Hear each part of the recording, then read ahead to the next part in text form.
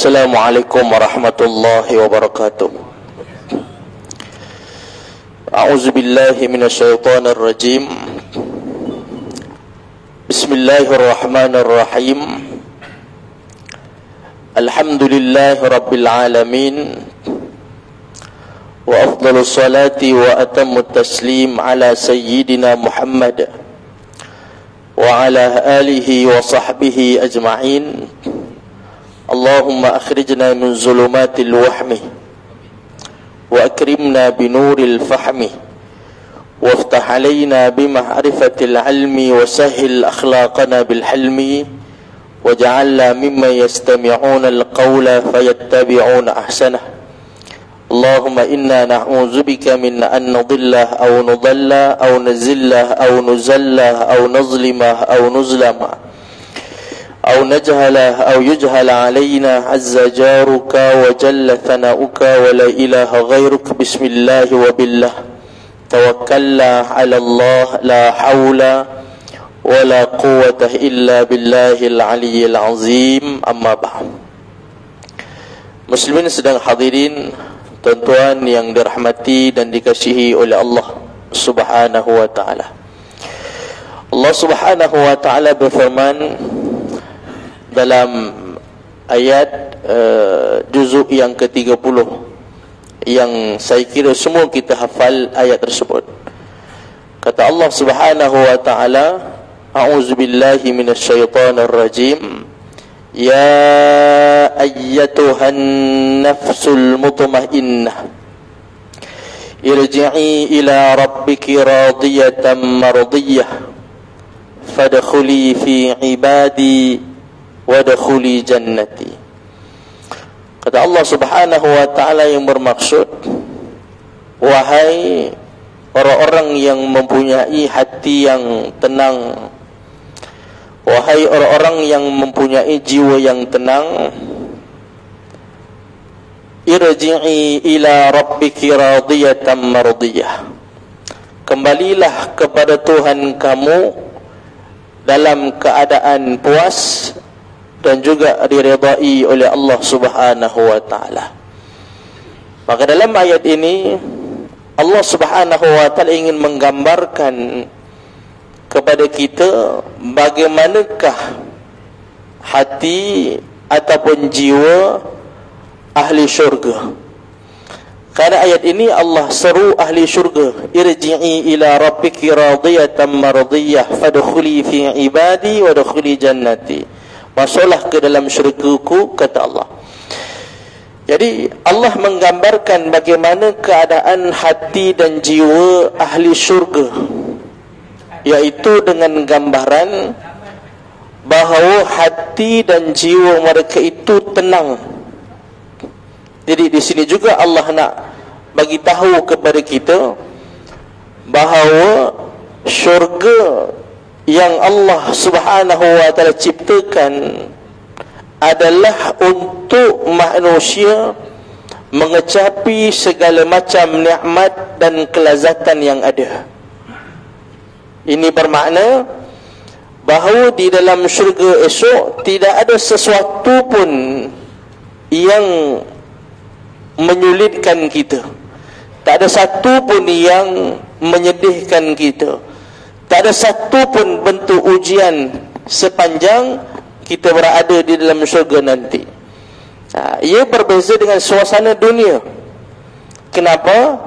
Kerana di dalam syurga itu kita tidak perlu bersusah payah seperti mana susahnya kita, seperti mana ujian yang kita hadapi di atas dunia. Maka sebab itu Allah gambarkan bahawa ahli syurga ini orang hatinya tenang. Apa maksudnya?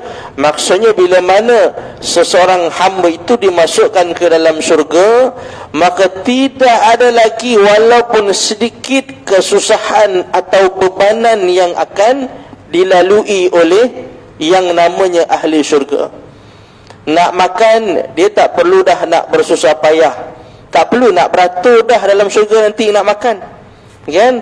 Tak payah nak keluar pagi balik malam untuk boleh makan, untuk sara anak dan isteri. Tak perlu dah, kan? Apa saja yang kita nak, terus Allah Subhanahu wa taala sediakan di hadapan kita. Kan? Begitu juga tidak perlu kita bersusah payah untuk mencari lagi pahala. Untuk beramal tak perlu lagi dah masa itu. Hari ini ya satu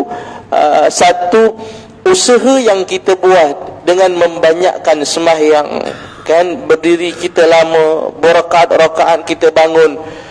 Sebelum subuh kita sembahyang sunat, lepas 2 rakaat kita tambah lagi 2 rakaat, lepas habis 2 rakaat kita tambah lagi.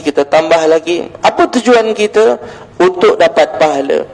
Kenapa kita nak cari pahala? Itulah bayaran untuk kita masuk dalam syurga, kan? Kemudian kita tak habis dengan kita sembahyang, kaki kita penat, kaki kita sakit untuk sembahyang. Kemudian kita baca Quran, kita menahan daripada tidur untuk semata-mata beribadah kepada Allah Subhanahu wa taala. Kita menahan makan pada waktu siang, daripada lepas subuh sampailah masuk waktu maghrib. Bukan kita tak lapar, kita lapar, tapi kita usaha lakukan hal-hal itu. Walaupun kita penat, walaupun kita susah nak melakukan perkara itu, nak bersedekah bukan benda yang senang. Sebab kita nampak sedekah itu mengurangkan harta kita. Bahkan itulah realiti dia. Bila kita sedekah, duit kita semakin kurang, kan? Tetapi kita usaha, kita lakukan juga. Apa tujuan dia? Supaya kita ada pahala. Apa tujuan kita nak pahala? Tujuan kita bila kita dapat kumpul pahala, maka Allah akan mudahkan untuk kita masuk dalam syurga dia.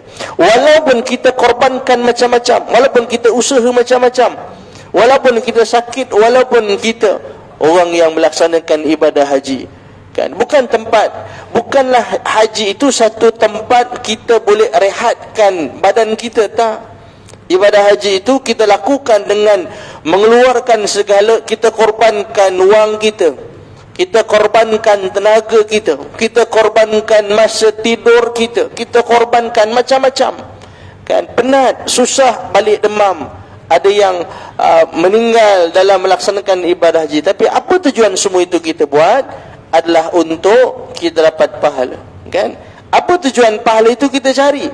Kita sembahyang, kita hadirah awal pada hari ini. Ada orang yang korbankan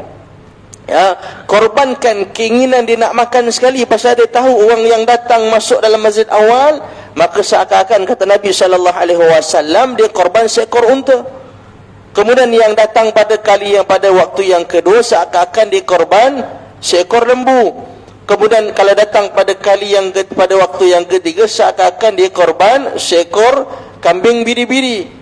Kemudian kalau dia datang pada waktu yang keempat, makna yang awal lebih baik, yang awal lebih banyak pahala dia.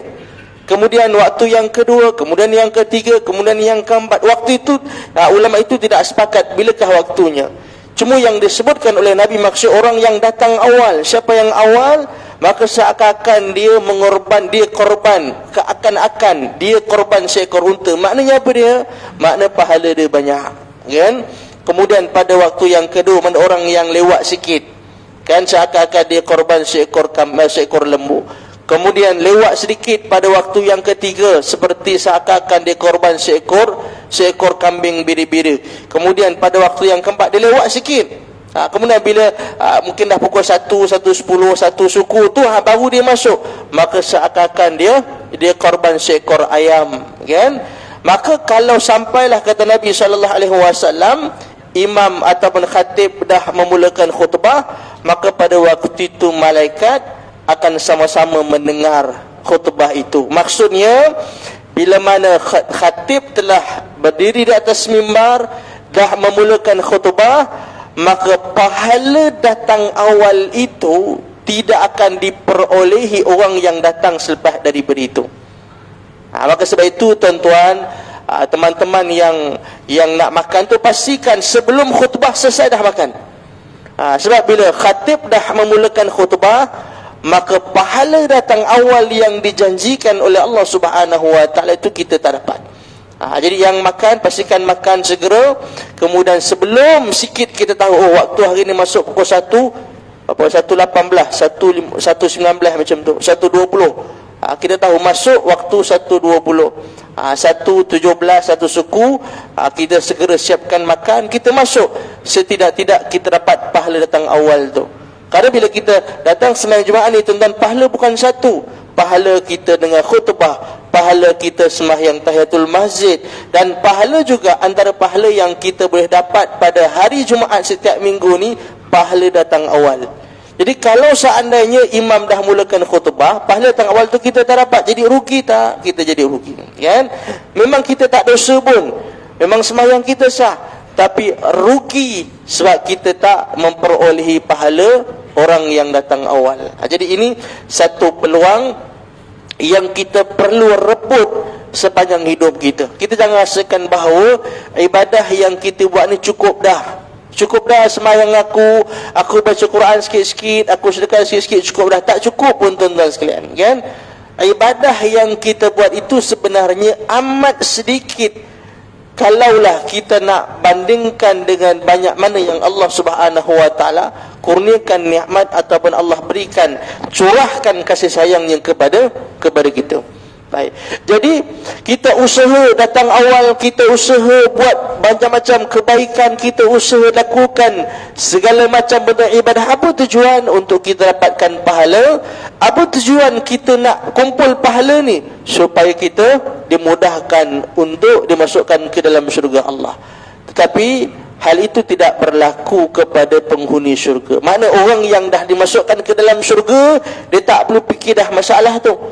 Alamak, dalam syurga nanti ialah satu hari tu panjang, maka apakah aku nak kena ibadah banyak kali? Dah tak perlu dah. Waktu tu sembahyang ke, nak puasa, nak kena tahan, nak kena ujian bangun awal sebelum subuh, nak sembahyang subuh, nak baca Quran, nak sedekah, apa semua ni, maka benda tu tak perlu dah kita lakukan dalam syurga. Kerana syurga itu Allah ciptakan hanya untuk manusia berehat dan menikmati setiap saatnya, itu nikmat-nikmat yang Allah Subhanahu wa taala sediakan dalam syurga. Ma la 'ainun ra'at wa la udhunun sami'at wa la khatara 'ala qalbi bashar. Kata Nabi sallallahu alaihi wasallam, nikmat yang Allah sediakan buat penghuni syurga itu satu kesenangan, satu kecantikan, satu nikmat yang kita tak pernah tengok pun seindah tu. Ini dalam syurga, kan? Kalau kita tengok satu orang, contoh, kan, ataupun kita lihat satu makhluk, sesuatu yang kita lihat atas dunia ni cantik sehingga mengkagumkan kita, itu bukan standard ni syurga. Syurga jauh lebih daripada itu, kan? Wala udhunun sami'at, kita tak pernah dengar orang menceritakan keindahan, kecantikan, kehebatan itu seperti di atas dunia. Maknanya besok dalam syurga kita tak terbayang pun satu nikmat yang Allah sediakan benda tu ada atas dunia, tak ada, kan? Sebab itu kita katakan tadi bahawa Allah ciptakan syurga adalah untuk kita menikmati segala kelazatan, segala nikmat, segala keindahan yang ada di dalam syurga. Walaupun sedikit, walaupun sesaat, kesusahan kita takkan lalui bila mana kita berada di dalam syurga. Maka sebab itu ayat yang kita bacakan tadi, kata Allah, ya ayyatuhan nafsul mutmainnah, wahai orang-orang yang jiwanya tenang. Jadi bermakna bila masuk syurga, jiwanya tenang. Dia tak ada lagi gusar, tak ada lagi sedih, tak ada lagi kecewa, tak ada lagi sulit, tak ada benda tu takkan dilalui oleh penghuni syurga. Dia berbeza keadaannya di atas dunia. Jadi ayat itu juga Allah Subhanahu wa taala nak sedarkan kita yang berada di atas dunia. Allah nak bagi tahu bahawa dunia bukan tempatnya seperti yang disebut tadi dalam syurga. Tempat yang indah, tempat yang tak ada langsung ujian, tempat yang tak ada langsung kesusahan. Manakala dunia, Allah sebut banyak kali dalam Quran, dunia tempat manusia diuji. Bila sebut ujian ni, tuan-tuan, bila sebut ujian ni dia bersifat apa dia? Ujian ini dia bersifat sakit dan juga berat. Itu ujian. Bila sebut ujian, dia sakit untuk dirasai, berat untuk ditanggung. Itu yang namanya ujian. Jadi benda itu tak ada dalam syurga. Ujian itu ada di mana? Ujian itu ada di atas dunia. Kan? Setiap daripada manusia dan setiap daripada jenis manusia ini pasti akan melalui ujian itu, sebab dia berada atas dunia. Yang Allah kata dunia itu tempat manusia diuji. Siapa yang masuk dunia, siapa yang masuk dalam gelanggang dunia, maka pasti diuji oleh Allah Subhanahu wa taala. Kenapa Allah datangkan bermacam-macam ujian? Allah Subhanahu wa taala nak bagi tahu kepada kita, kan? Dunia ini susah. Kenapa kita nak kejar dunia? Dunia ini tempat ni diuji. Kenapa kita nak kekal hidup atas dunia? Walhal Allah ciptakan akhirat ataupun Allah ciptakan syurga itu untuk kamu nikmat, untuk kamu tak susah. Kenapa kamu lupakan akhirat kamu? Kamu masih sayangkan dunia kamu yang penuh dengan ujian dan kesusahan tadi itu, kan? Jadi ujian yang berada atas dunia ni tuan-tuan, sama ada ia datang dalam bentuk musibah ataupun dia datang dalam bentuk nikmat. Dua-dua ni ujian tuan-tuan, kan? Musibah pun ujian, nikmat pun ujian. Kita hari ini ada dua je yang kita dapat. Sama ada kita dapat musibah ataupun kita dapat nikmat. Kedua-dua itu, sama ada musibah ataupun sama ada nikmat, maka itu adalah ujian dari Allah Subhanahu wa taala.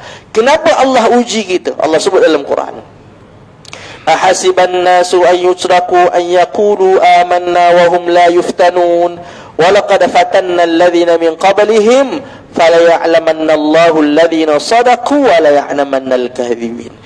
Kata Allah, maksudnya kamu jangan ingat kamu orang yang beriman selagi mana kamu belum diuji oleh Allah Subhanahu wa taala, kan?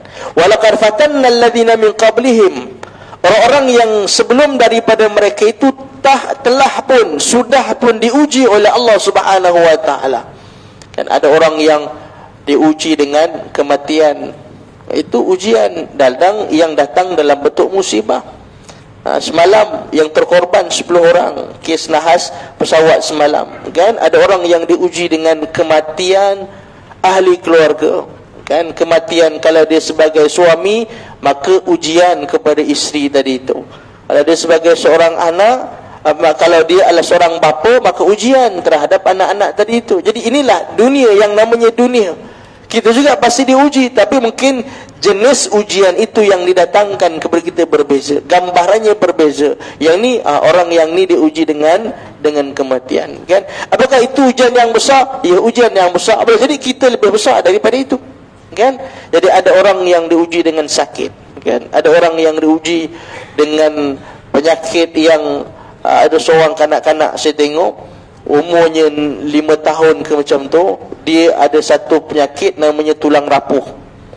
Ayah dia kata umur dia 4 tahun 5 tahun tu dah lebih 50 kali tulang dia patah.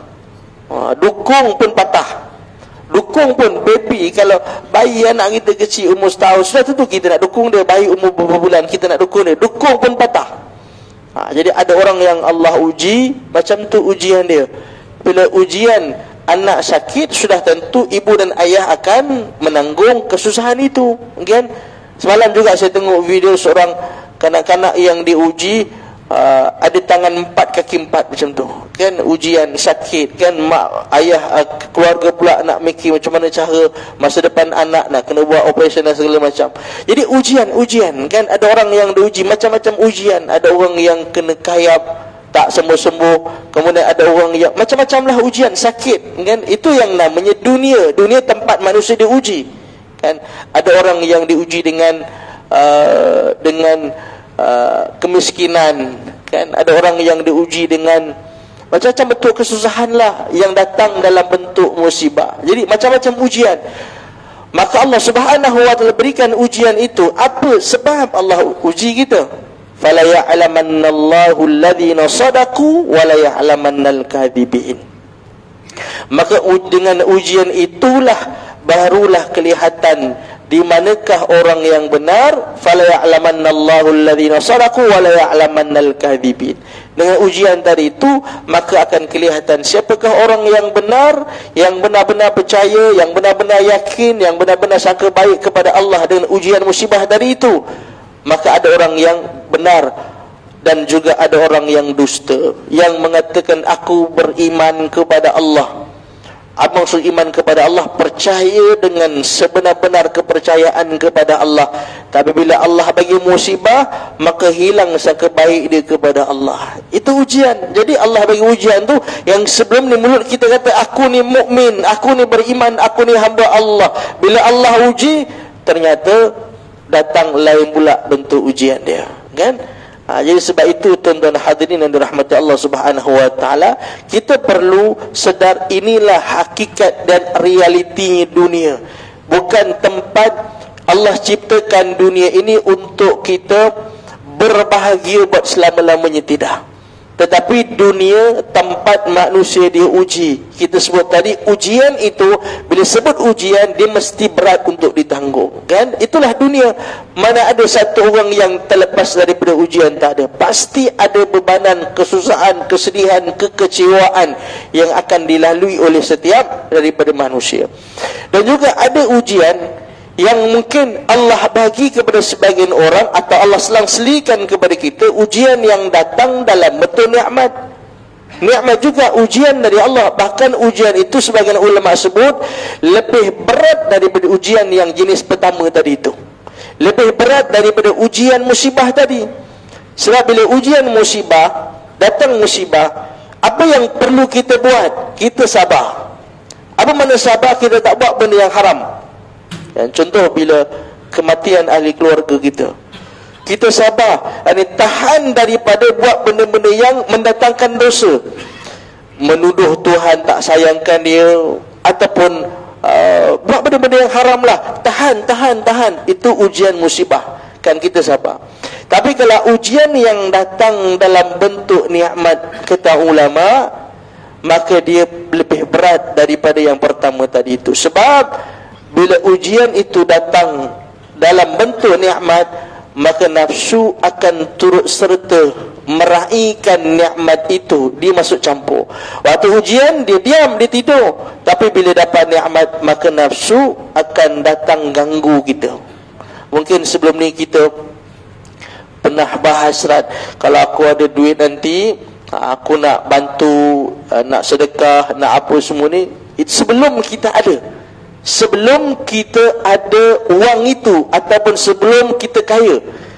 Tapi bila mana kita ada wang atau kita ada harta yang banyak, maka dia dah berbeza, kan? Keadaan dia sudah berbeza. Sebab apa? Dulu nafsu tak ada. Nafsu bukan tak ada, dia diam, dia tidur waktu itu. Tapi bila kita ada nikmat, maka nafsu akan datang ganggu kita. Dia kata jiran sebelah baru tukar kereta baru, kau takkan tak tukar kereta baru?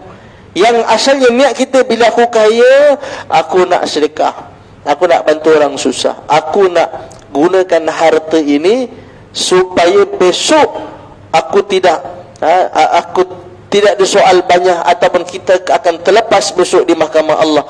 Kerana kata Nabi SAW bahawa setiap orang itu besok akan ditanya akan harta dia, daripada mana dia dapat dan ke mana dia salurkan. Itu akan ditanya oleh Allah, kan?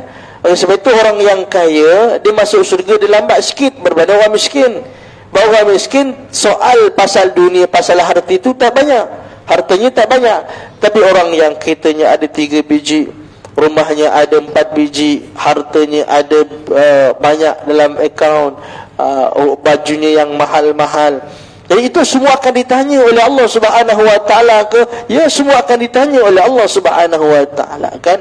Wang aku berikan, rezeki aku murahkan, apa yang kamu gunakan? Orang yang susah datang minta bantuan, minta sumbangan, minta sedekah, kau layan tak? Kan? Itu akan ditanya oleh Allah Subhanahu wa taala. Jangan kita ingat bila kita ada harta, kita boleh gunakan sewenang-wenangnya. Tak, di situ ada hak orang lain yang Allah Subhanahu wa taala letakkan pada harta yang Allah berikan kepada kita. Jadi ujian, kan? Jadi dalam musibah pun ujian, dalam nikmat pun Allah Subhanahu wa taala uji, yang mengganggu kita untuk syukur atas nikmat tadi itu, kan? Ujian bila Allah bagi musibah, ujiannya beda. Ujian untuk hadirkan sabar itu bukan senang. Sebab itu kadang-kadang kita kata orang yang diuji kan, bila kita kata sabarlah, dia kata kau bolehlah kata sabar-sabar, aku tak kena, cuba kau kena tengok. Kan? Jadi pernah berlaku di zaman Nabi SAW, seorang yang diuji, maka Nabi SAW bagi tahu dia sabar, kan? Maka dia tak tengok, dia tak tahu siapa laki-laki itu. Dia kata lah, engkau tak kena, bolehlah aku kata macam tu. Bila dia tengok rupa-rupanya yang kata sabar itu adalah Nabi SAW, yang ujiannya jauh lebih berat daripada maksik tadi itu, kan? Ujian Nabi tu jauh lebih berat daripada itu. Jadi yang dia katalah, engkau tak pernah kena, engkau bolehlah kata sabar-sabar, cuba kau kena macam aku, tengok apa kau rasa. Kita kan selalu kata macam tu. Kau kata sabar-sabar, kau tak kena, cuba kau kena, makin kau akan jadi lebih teruk daripada aku. Kita tak tahu bangkali orang yang bagi tahu kepada kita, yang nasihatkan kita sabar-sabar, mungkin dia ujiannya jauh lebih berat daripada kita. Kan ada orang yang diuji kematian anak contohnya, kemudian satu hamba Allah ni pun datang, sabarlah, kan ini semua hak Allah, kan? Dan untungnya engkau, anak kau mati kecil ni, kata Nabi, dia tunggu di pintu syurga, dia bawa mak ayah dia sekali. Maka orang ni kata apa? Engkau bolehlah, engkau tak kena. Anak aku kot, kan, dah 2-3 tahun duduk dengan aku, meninggal. Kau mana tahu? Walahal kawan tu anak pun tak dapat, kan? Kahwin dah 20 tahun, nak anak, buat macam-macam, tapi Allah tak rezekikan. Walau 2 tahun dapat anak, kita dapat juga anak, dapat juga merasai seorang bapa, dapat merasai nikmat ada anak walaupun 3 tahun. Ada orang yang langsung tak ada anak, kan? Dia yang pula datang bagi tahu kepada kita sabar, ternyata dia lebih besar ujiannya berbanding kita. Dan kita dia uji rumah terbakar ke contohnya, kan? Orang datang, orang sabar, ini ujian Allah, Allah Subhanahu Wa Taala nak gantikan yang lebih baik, kan? Mungkin kita sangka, alah dia mana tahu, dia tak diuji, bolehlah. Kita tak tahu, mungkin dia pernah berhadapan ujian yang lebih berat daripada itu. Kita hanya kehilangan rumah, dia kehilangan isteri, dia kehilangan anak, yang berlaku kan di mana di Terengganu, kemana yang kehilangan satu family, kan? Kita jadi itulah yang namanya dunia, kan? Itulah yang namanya dunia, yang pasti diuji oleh Allah. Sebab dunia ni memang tempat manusia diuji. Bukan Allah ciptakan dunia tempat kita berehat, bukan Allah ciptakan dunia untuk kita menikmati segala kelazatan dunia. Tak, dia adalah tempat yang diuji manusia. Maka sebab itu, bila ujian datang dalam bentuk musibah tadi, beratnya kat mana? Beratnya nak sabar. Bila ujiannya datang dalam bentuk nikmat, ujiannya di mana? Ujiannya untuk syukur nikmat itu bukan senang, kan? Bila musibah, apa yang dituntut? Kita sabar dan juga kita redha. Nak sabar dan redha itu bukan senang, susah, kan? Memang senang untuk diluahkan, disebut, tapi untuk diamalkan bukan senang. Sabar dan juga redha semasa mendapat musibah. Dan kalau seandainya ujian itu datang dalam bentuk nikmat, dia lebih susah dan sukar. Sebab untuk syukur lebih susah daripada untuk sabar dan juga redha. Jadi bila datangnya nikmat, ujian kita kat mana? Untuk menghadirkan syukur itu bukan senang, kan? Jadi sabar pun susah, redha pun susah, syukur pun susah. Jadi bila susah, itulah yang namanya ujian, kan? Jadi bila sebut ujian, maka tak ada tenang kita hadapi benda tu. Kita jadi berat, kita jadi rongseng, kita jadi gelisah, kita jadi terbeban segala macam. Maka sebab tu ada seorang kawan dia berniaga. Dia berniaga. Jadi kadang-kadang kita tak faham, dan ini sebenarnya adalah cerminan dunia, kan? Kita tak faham dia tu sebenarnya nak yang mana. Bila kita nak bantu untuk dia tingkatkan ataupun baguskan perniagaan dia kata takut kena penyakit ain pula. Bila dia kekal perniagaan dia macam tu, yang agak boleh cukup-cukup makan saja, dia kata ada orang hantar pula, buat supaya orang tak nampak kedai dia. Jadi sekarang kan kamu nak yang mana sebenarnya? Kamu nak perniagaan yang bagus ataupun kamu nak perniagaan yang kurang bagus? Kalau perniagaan kamu kurang bagus, dia kata ada orang hantar supaya orang tak nampak kedai dia. Bila kita nak bantu dia, bagi sikit nasihat begini, dia kata takut nanti jadi penyakit ain pula. Jadi sebenarnya kamu nak yang mana? Itulah namanya dunia. Senang pun gelisah, susah pun gelisah. Senang pun susah, susah pun susah. Itulah yang namanya dunia yang dilalui oleh kita. Jadi sebab kadang-kadang saya tengok dia ni tak tahu nak yang mana. Dia tu nak yang mana? Dia nak meniaga yang bagus atau meniaga tak? Saya tak tahu. Pasal tak bagus pun susah untuk dia, bagus pun susah untuk dia. Senang pun ujian untuk dia, susah pun ujian untuk dia. Jadi muslimin sedang hadirin dirahmati Allah Subhanahu wa taala. Itulah yang namanya dunia. Maknanya apa dia? Kita jangan tertipu dengan dunia sehingga kita menganggap dunia adalah tempat untuk menjamin kita punya kebahagiaan, tempat menjamin kita punya ketenangan. Tidak. Tetapi yang menjamin, yang terjamin kita punya kebahagiaan, kita punya ketenangan, itu adalah di syurga nanti. Maka sebab itu ayat yang kita bacakan tadi kata Allah, ya ayyatuhan nafsul mutmainnah, wahai orang-orang yang memiliki jiwa yang tenang. Siapa dia? Ahli syurga lah. Ahli dunia belum lagi. Kita sebutkan saya tak tenang, tuan juga tak tenang. Maksud kita akan lalui satu masa kita tak tenang, kan? Baik. Pasti kita akan ada contoh, kita masing-masing ada pasangan. Satu hari pasangan kita meninggal, pasti kita tak tenang masa itu. Jadi itu dunia, pasti kita akan lalui. Kita ada anak, satu hari anak meski akan meninggal, akan sakit. Itu benda yang tidak tenang. Irji'i ila rabbiki radiyatan mardiyah. Kembalilah kamu ke Tuhan kamu, kata Allah. Irji'i ila rabbiki radiyatan mardiyah. Maksudnya dalam keadaan kamu puas dan diredai oleh Allah. Dia kata Allah, kembalilah kamu kepada Tuhan kamu dalam keadaan kamu puas. Puas apa dia? Puas segala susah yang kita lalui dulu, kita usaha, kita lawan kehendak nafsu, kita lawan kehendak macam-macam dunia ni, maka akhirnya kita dibalas dengan syurga. Puas tak? Katakan puas. Kan? Yang kita korbankan dulu macam-macam kehendak nafsu ni, kan, kehendak nak mengata orang, kehendak nak fitnah orang, kehendak nak maki hamun orang. Kan ni masih lagi tuan-tuan, panas-panas pilihan raya tu masih ada. Masih lagi duk maki hamun dalam Facebook. Jadi kita tahan benda tu. Nak maki hamun ni, tapi kita tahan. Maka sampailah Allah Subhanahu wa taala tamatkan umur kita radiyatan mardiyah. Pada waktu itu kita puas. Sebab puas, kesusahan, tahan nafsu bukan senang, tapi kita berjaya, akhirnya dibalas dengan balasan yang lumayan oleh Allah Subhanahu wa taala, mardiyah, dan menjadi orang yang diredai oleh Allah Subhanahu wa taala. Itu yang Allah minta daripada kita. Pulang kepada Dia dalam keadaan kita perlu puas. Puas macam mana? Puas taat kepada Allah, buat apa yang Allah suruh, tinggalkan apa yang Allah larang.